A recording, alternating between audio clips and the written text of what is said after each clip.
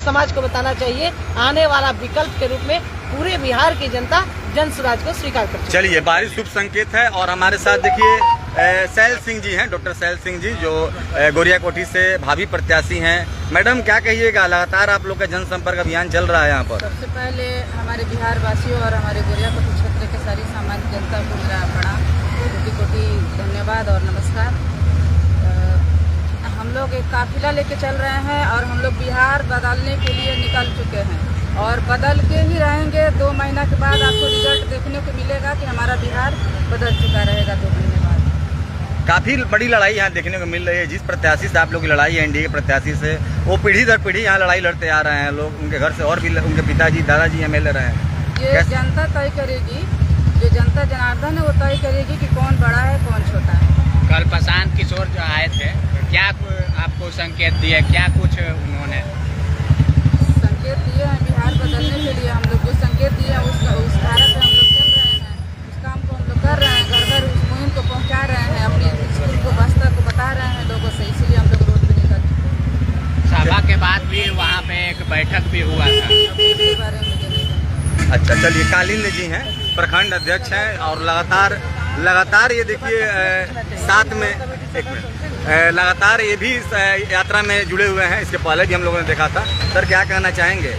जो बिहार के हित की बात करेगा वही बिहार पे राज करेगा। आप लोगों ने देखा होगा पिछले 20 साल से जो नीतीश चाचा ने 400 रुपये को 440 नहीं किया, प्रशांत जी की आवाज़ उठाने के बाद उसको 1100 कर दिया है पेंशन को। तो सही मामले में विपक्ष का भूमिका जो होता है वो आज हमारी जनसुराज प्रशांत जी उठा रहे हैं। और आप लोगों को मैं ये कहना चाहता हूँ, बात ये रह जाती है जनता के पास विकल्प क्या है।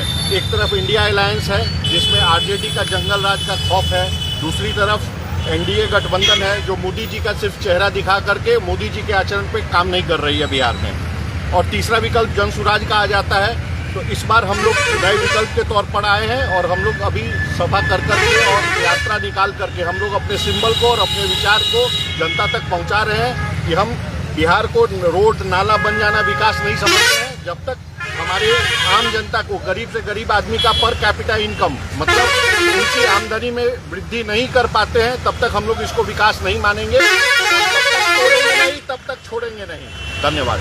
सर, आप लोग इतना दिन से लगातार देख रहे हैं, जनसंपर्क में लगे हैं, एक मिनट, जनसंपर्क में लगे हैं, क्षेत्र में जा रहे हैं, तो जनता में किस प्रकार की रिस्पांस आप लोगों को मिल रही है? बहुत पॉजिटिव रिस्पांस मिल रहा है जनता का। जनता विकल्प के लिए तरस रही थी, ऐसा ही जनता के माध्यम से हमें मिल रहा है जो संकेत। चलिए, पॉजिटिव। हम तो एक और सवाल करना चाहेंगे उर्मिला जी से।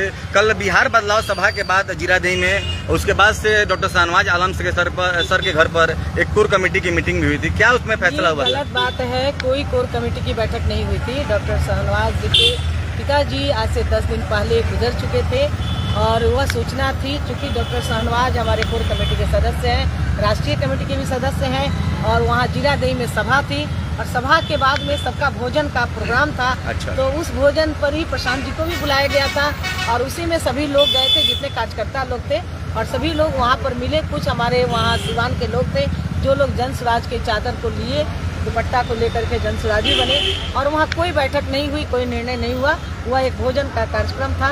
जन स्वराज के चूँकि राष्ट्रीय कमेटी के सदस्य हैं डॉक्टर शाहनवाज जी, और उनके पिताजी की मृत्यु की सूचना थी, तो प्रशांत जी ने सोचा कि दोनों ही काम हो जाएगा, क्योंकि भोजन की भी व्यवस्था वहीं थी और उनके पिताजी की भी बात, माँ को भी देखना था। इन सारी चीज़ों के लिए वहाँ पर मिले।